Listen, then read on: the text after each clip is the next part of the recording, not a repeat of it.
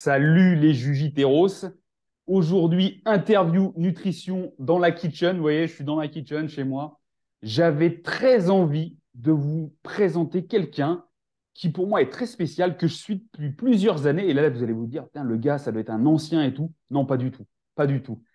C'est quelqu'un de très jeune, mais qui est, à mon avis, la next generation du Jiu-Jitsu, du MMA, de tout ce que vous voulez. Il fait du jiu-jitsu, du MMA, de la lutte, du grappling. Il fait aussi du karaté mix. J'ai le plaisir de vous présenter Ethan Forez.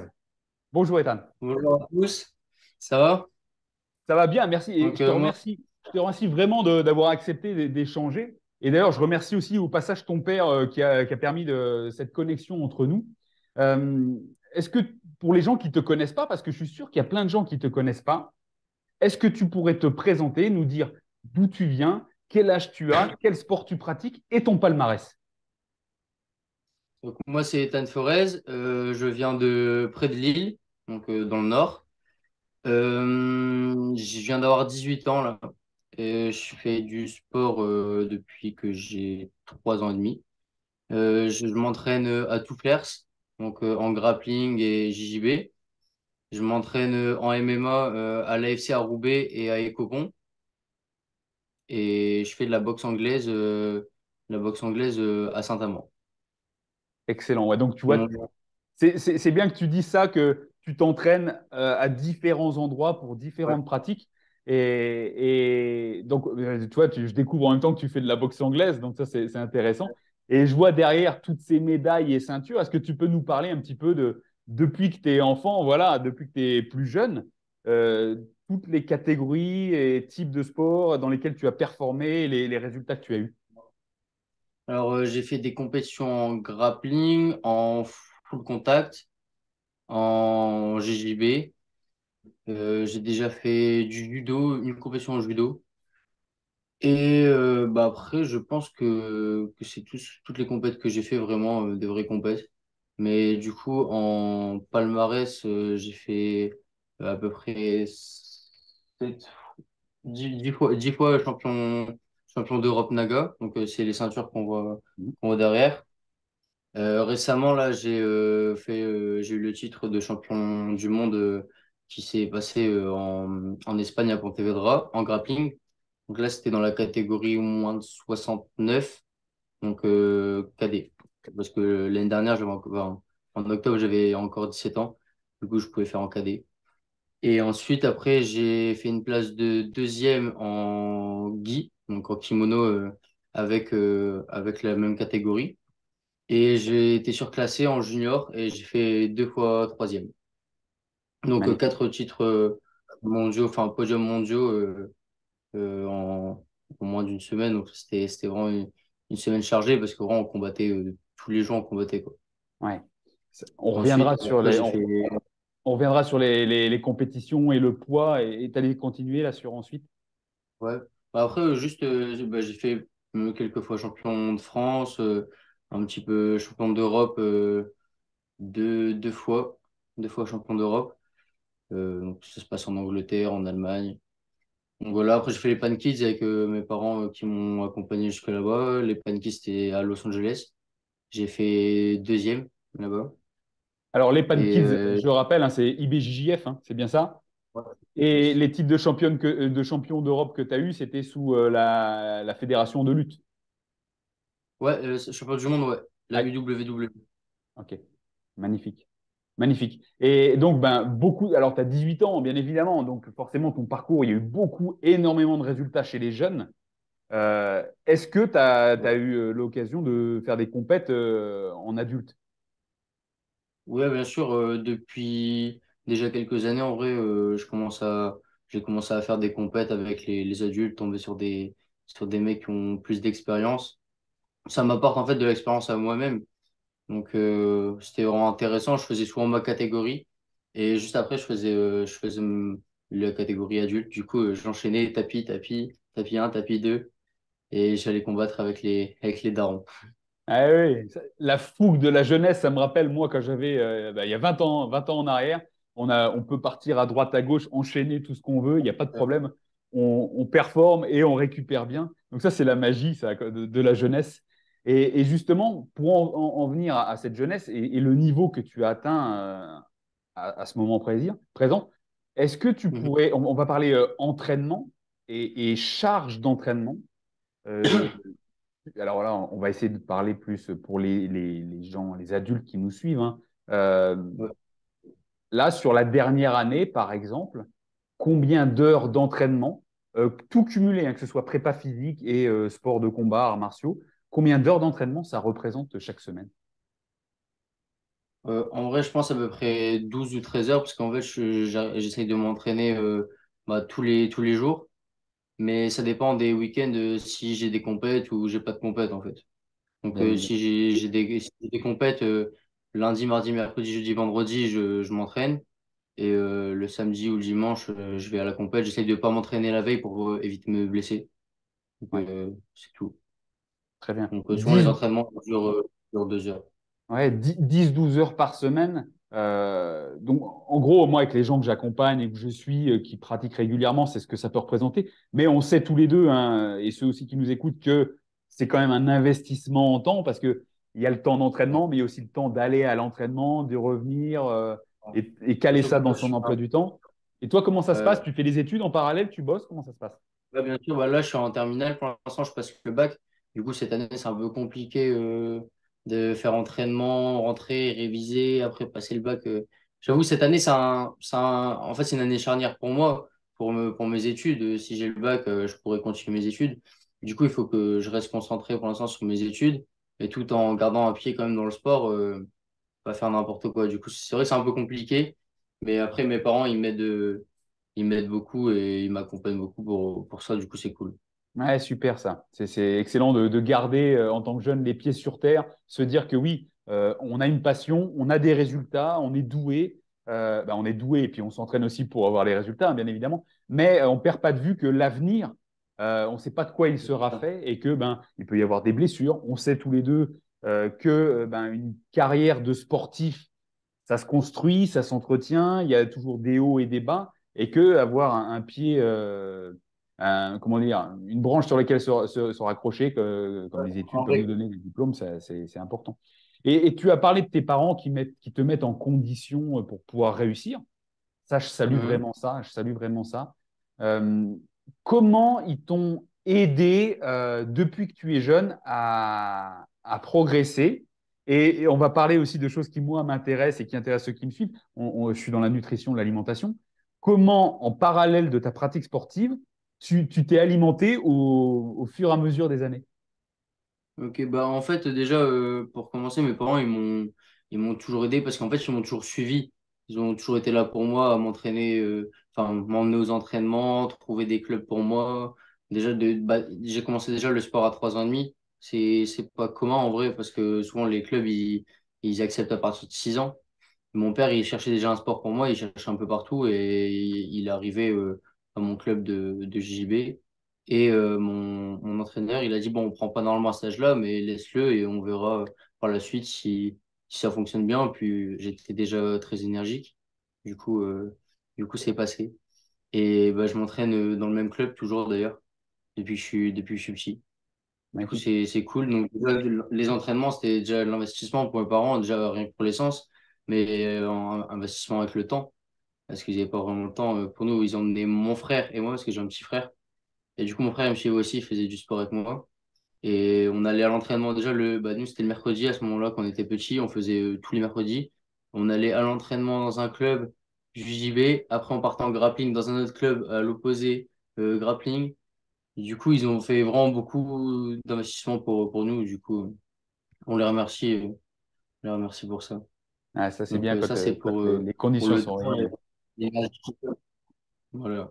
Même pour les compétitions, ils investissent. On n'avait pas de sponsor ni rien. Les clubs ne nous payent pas forcément les logements, l'essence pour aller aux compétitions. Du coup, déjà, rien que l'investissement au niveau de l'argent qu'ils mettaient pour nous, c'est vraiment, bah, on a de la chance, quoi.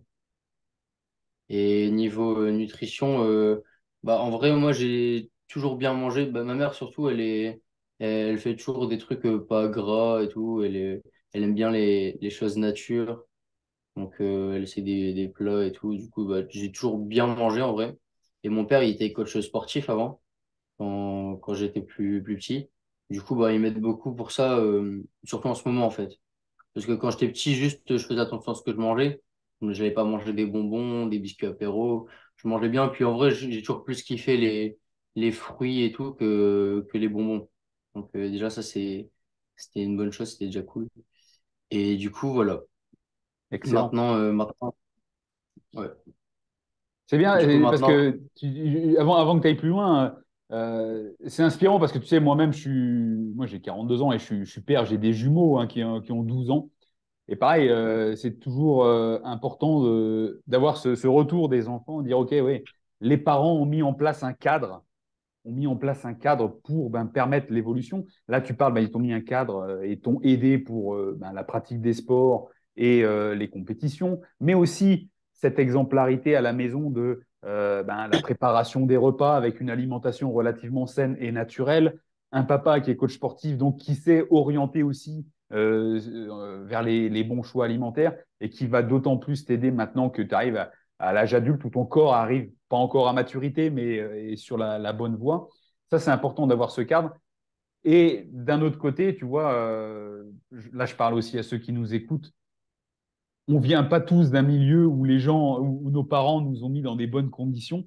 Et j'en suis la preuve aussi, parce que moi, j'ai été élevé, c'était pas toujours équilibré. Il y avait de la cigarette, il y avait de l'alcool, et on n'a pas toujours été aidé. Mais que, à un moment donné, il est jamais trop tard. Il est jamais trop tard, et que maintenant que nous, on est adultes, à nous de montrer le bon exemple à nos enfants pour justement les porter vers le meilleur. C'est le message que je voulais passer. Et puis merci d'avoir évoqué ça, Ethan. super. Là, par rapport à toute cette aide, donc tu dis que ton père, il commence à t'aider là au niveau de l'alimentation pour t'orienter. Je pense que c'est par rapport au poids, peut-être pour les compétitions ou prendre de la masse. Comment ça se passe comment En fait, tu... l'année dernière, on va dire, je faisais toujours une baisse de poids. En fait, à chaque fois que j'avais une compétition, j'essayais de perdre 2 3 kilos parce que je voulais être le plus lourd de la catégorie, en fait. Comme ça, j'arrivais le jour de la pesée, j'étais le plus lourd de la catégorie. Et niveau combat, je mangeais un petit truc avant les combats. Je prenais peut-être 1 kilo, on va dire, le temps que le corps il se régénère, on va dire. Et du coup, bah, j'étais le plus lourd de la catégorie, c'était bien. Sauf qu'au bout d'un moment, bah, des fois, j'avais des pertes d'énergie, j'étais moins explosif, etc. Puis même pour moi, physiquement, je voulais prendre un peu plus. Je voulais prendre de la masse. Et du coup, en ce moment, mon père, il me donne des petits conseils et tout pour essayer de prendre de la masse. Ouais, c'est important ça parce que bien évidemment, quand on a 16, 17, 18 et je dirais même jusqu'à 20, 24 ans pour certains, on n'a pas atteint pleinement sa maturité musculaire. Et donc, du coup, ben, le corps est encore en plein développement et surtout, toi, tu t'entraînes beaucoup. Donc, ton corps doit s'adapter à la fois à la croissance et à la demande du sport. Donc, c'est important de pouvoir s'alimenter. Et bien sûr, il y a cette stratégie d'être toujours au plus lourd dans sa catégorie de poids. Mais quand ton corps est en développement, et ben, en fait, tu peux limiter ton développement si tu cherches toujours à aller vers le bas, enfin dans la catégorie inférieure. Donc oui, je pense que pour toi, ce qui s'oriente, c'est de changer de catégorie, c'est ça, et de prendre de la masse musculaire. Bah là, déjà, j'ai passé d'une catégorie, du coup. Mhm. J'étais en moins de 66, maintenant je suis en moins de 69, ça dépend des compétitions, de 69 en grappling ou moins de 71 quand c'est en JB.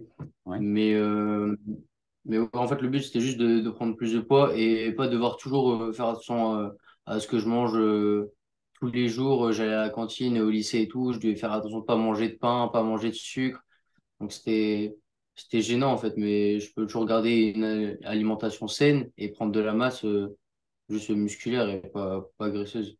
Oui, et ça, je vais te dire, profites-en pendant que tu es jeune, parce qu'à un moment donné, vers 23, vers 25, 30 ans, voire plus, eh ben après, le corps change, le corps évolue, et donc forcément, le corps ne réagit plus pareil.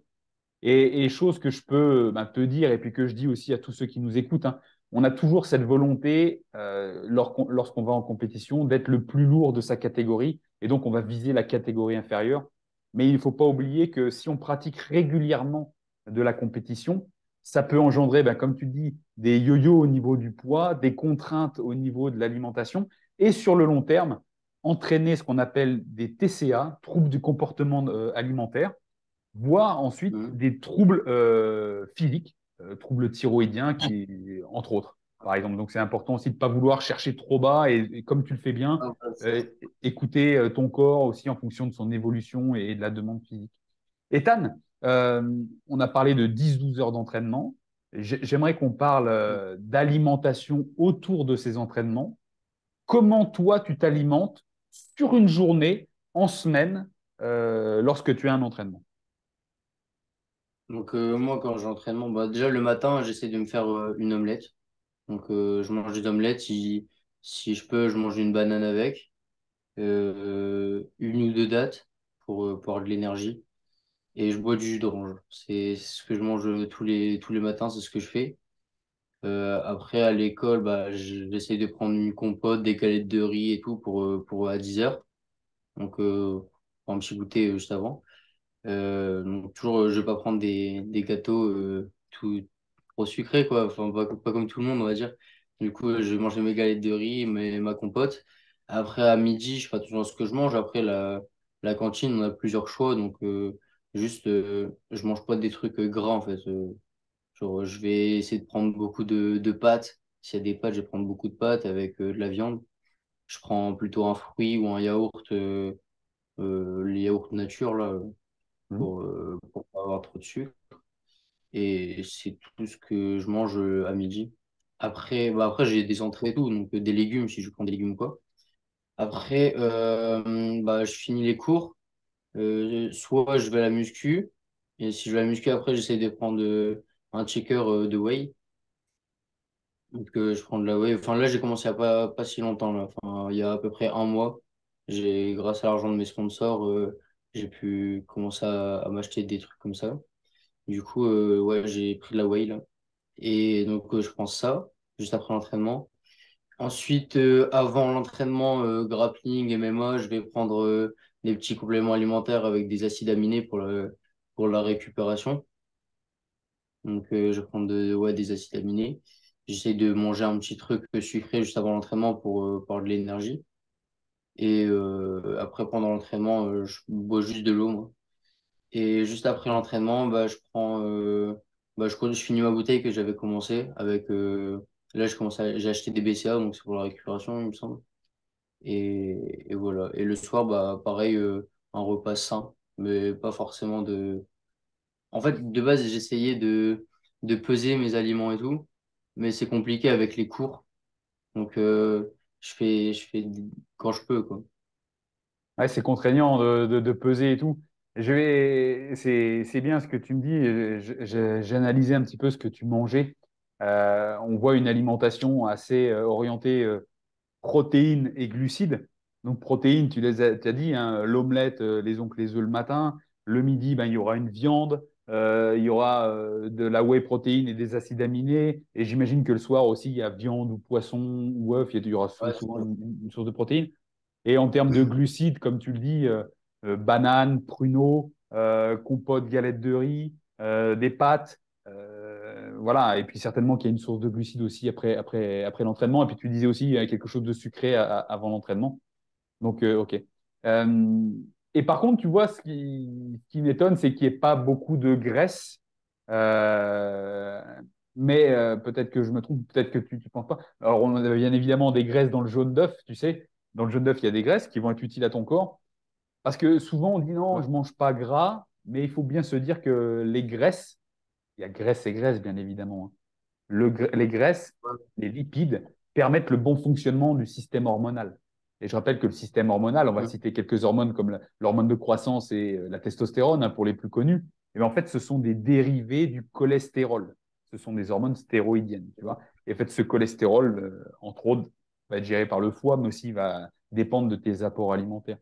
Donc, des fois, avoir une bonne huile. Alors, j'imagine que ta maman, elle doit cuisiner aussi avec de l'huile d'olive. Peut-être que toi aussi, des Je fois, mets, tu dois manger des noix ou des choses comme ça.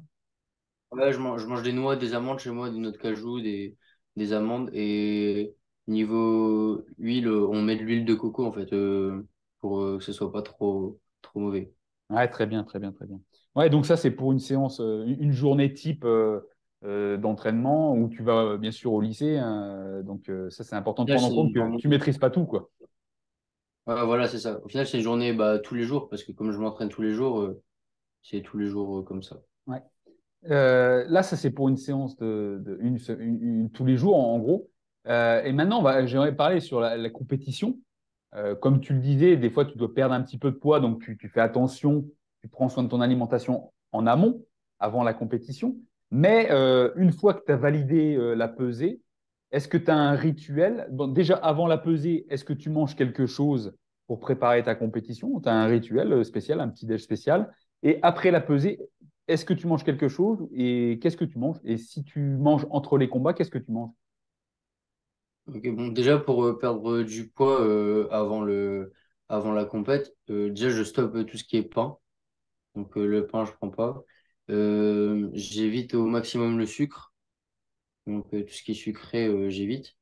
Et je vais manger beaucoup de légumes, mais pas trop de tout ce qui est pâtes, riz et tout, je vais pas trop manger. Je vais privilégier les viandes blanches et le poisson.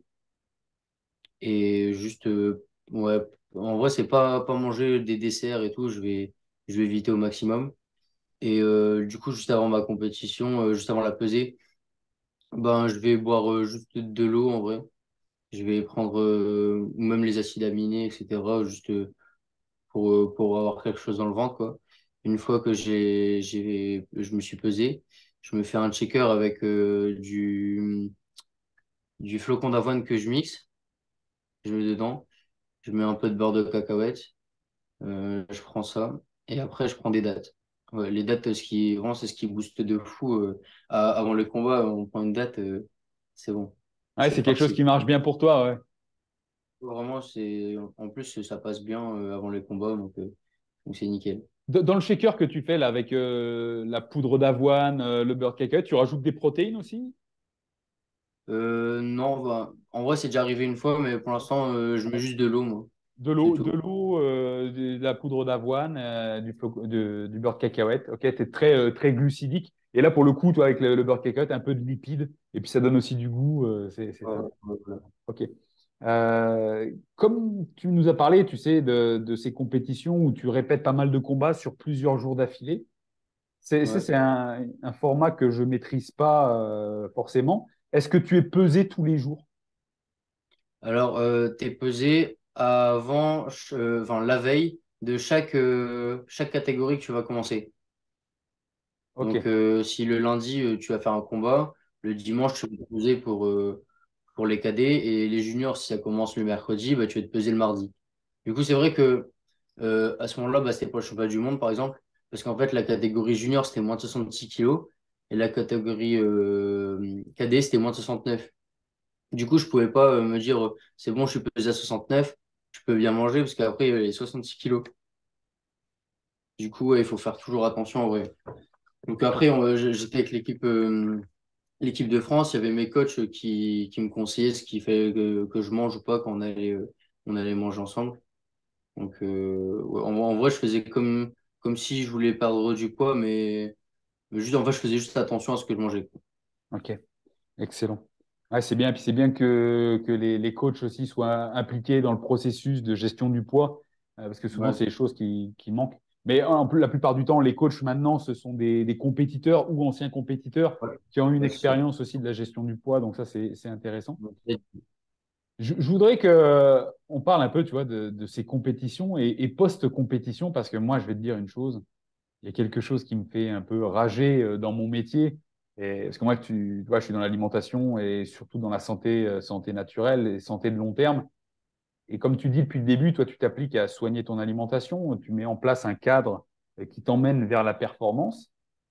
Euh, Mhm. Moi, c'est de voir souvent les gars après une compétition qui partent faire un gros craquage alimentaire bien dégueu. Euh, Manger au maximum et tout. Ouais, voilà. Enfin, McDo, si ça s'arrêtait qu'à ça encore, je dis. Parce que, tu vois, moi, il y a des gens que je suis de loin, dont je ne m'occupe pas, mais je vois à chaque compétition, et ils vont en faire plusieurs dans l'année. Ils vont sortir, ça va être deux pizzas, une heure après, ça va être un hamburger, une heure après, ça va être de la glace, une heure après, tu vois, avec des gros rebonds. Et Ouais. j'échange avec eux, ils me disent, ouais, mais nous, ça me fait rien, je me sens bien.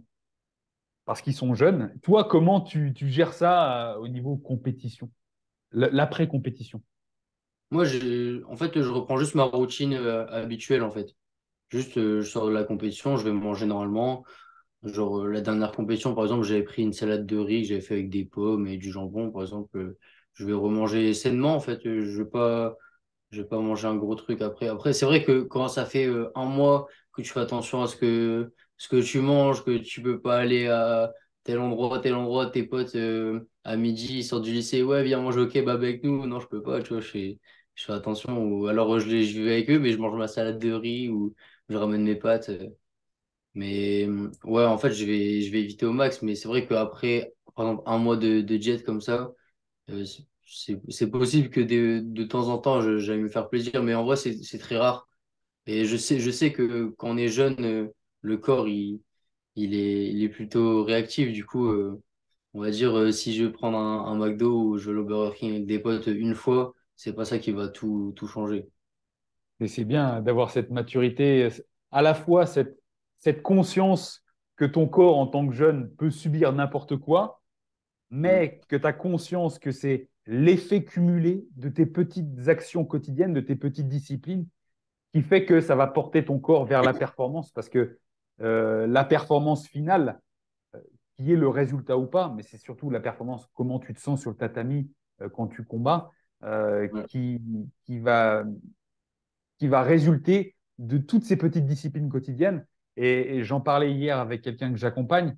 Je lui rappelais que au final, ton corps, tes muscles, tes tendons, ton cerveau, ce, ce sont des milliards de cellules qui se régénèrent régulièrement et qui se régénèrent à partir de quoi? À partir de la qualité de l'alimentation que tu leur donnes. Tu vois? Ouais. Et souvent, j'ai tendance à dire, et ça fait crier certains, je leur dis alimentation de merde, physique de merde, mais c'est valable sur la durée, tu vois, si on prend pas soin de ton alimentation. Et je suis content de voir que tu as cette maturité et cette prise de conscience, et j'espère que ça va inspirer toutes celles et ceux qui nous écoutent actuellement. Et Et après, j'ai mon père, justement, derrière, il me le rappelle, il me le rappelle. Du coup, je suis obligé de le savoir et de penser comme ça au final, parce qu'il a raison. eh oui, parce Et que surtout, lui, il dit, ouais, t'es jeune, t'as de la chance et tout, tu peux faire ça, mais fais pas ça tout le temps, parce que plus tard, à son âge, par exemple, il dit, je peux pas faire ça, moi. ouais, tu bénéficies de son expérience, c'est tout à fait vrai.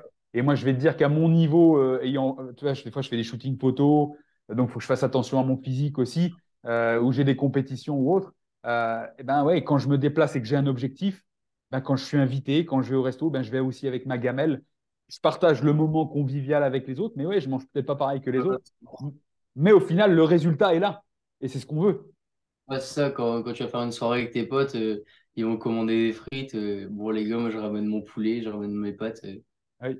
Et après, ça fout la haine des fois, tu vois les frites, etc. Mais tu sais que c'est pour la bonne cause. Du coup, bah, au final, tant que tu passes un bon moment avec tes potes, c'est bon. Exactement. Tu vis pas de frustration réelle au final. Non, non, pas vraiment, parce qu'au final, moi, j'aime bien manger comme ça. C'est vrai que s'il y a un moment, je vais manger deux fois dans la semaine Burger King et une fois kebab, je vais pas me sentir bien, en fait. Ouais. Je sais pas si c'est mental ou c'est mon corps, mais je sais que je vais. C'est peut-être ma mère qui m'a transmis ça. Parce que ma mère, elle aime pas du tout manger gras, etc. Du coup, elle peut pas manger deux fois au McDo. Elle va dire, oh, je me sens pas bien et tout. Il faut qu'on mange des trucs bien. On va aller faire une salade composée. Du coup, je pense que ma mère, elle m'a toujours appris à bien manger Et et faire attention à ce que. pour répondre à ta question, tu sais, c'est à la fois le côté mental, parce qu'on s'habitue à quelque chose, mais aussi parce que comme ton corps, il a l'habitude de recevoir des bons nutriments, des bons aliments, à un moment donné, Ouais, tu lui donnes quelque chose qu'il ne supporte pas ou qui reconnaît pas vraiment, il va se ouais, manifester d'une façon ou d'une autre. Et Tan, je voudrais qu'on aborde quelque chose. J'ai vu, enfin, j'ai cru voir que tu fais partie de la Bulgarian Top Team. ouais, Ouais.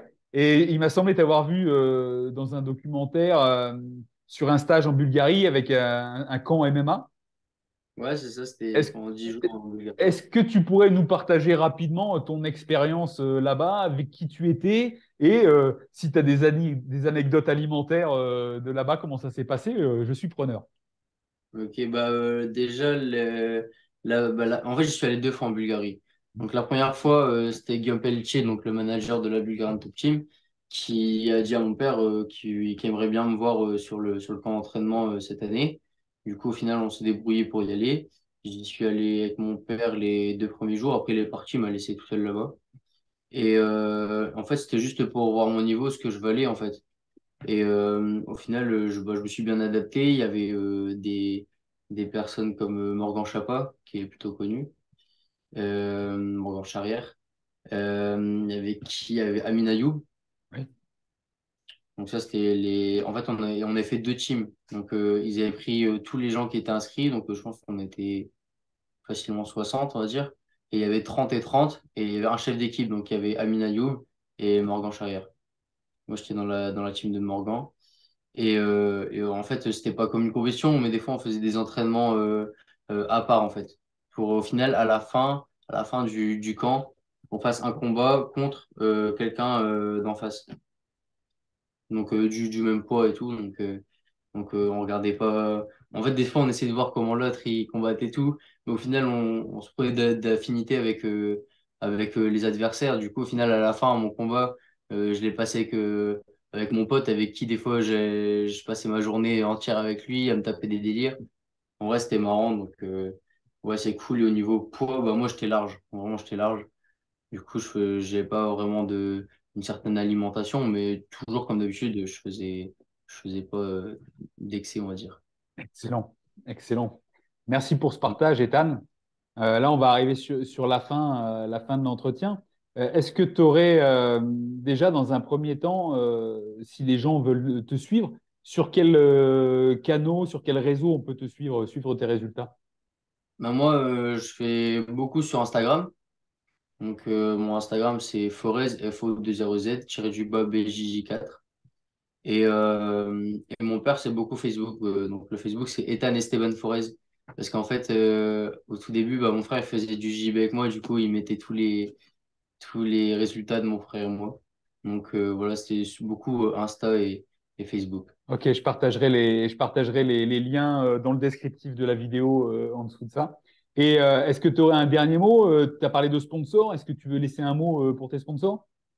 Donc, moi, j'ai eu quelques sponsors là récemment. Du coup, c'est super cool. Ça peut m'aider à voyager, justement, même à payer l'essence pour aller à mes entraînements, me déplacer aux compétitions. Donc, j'ai beaucoup de sponsors qui m'ont donné des petits chèques, on va dire. Mais je suis encore à la recherche d'autres sponsors parce que, ben, là, par exemple, depuis le début de l'année, j'ai rien déboursé de ma poche. C'était que les sponsors, mais maintenant, il me reste plus rien là pour l'instant. Du coup, je suis à la recherche d'autres sponsors.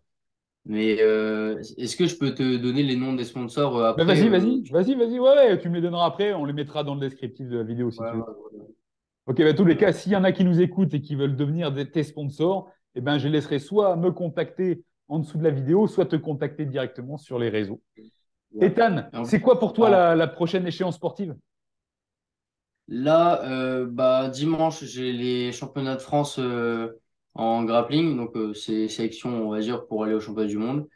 Et normalement, je serais pris, s'ils veulent, pour aller faire les championnats du monde en Pologne du 21 au 24 août. Magnifique. Je ne Donc, ça, manquerai c'est pas de suivre tout ça et j'invite tout le monde à suivre Ethan sur les réseaux pour l'encourager. Je te souhaite vraiment le meilleur, Ethan. Merci c'est beaucoup. beaucoup. Merci beaucoup. Et puis, je te souhaite bon courage pour la suite. Les Jujiteros, merci d'avoir suivi jusque-là, jusqu'au bout cet entretien. Rappelez-vous, hein, n'oubliez pas de liker, partager à vos partenaires d'entraînement, revisionner ça pour bien vous imprégner de ce que ce petit champion, futur grand champion, vient de partager. Et puis je vous dis à la prochaine. Paro!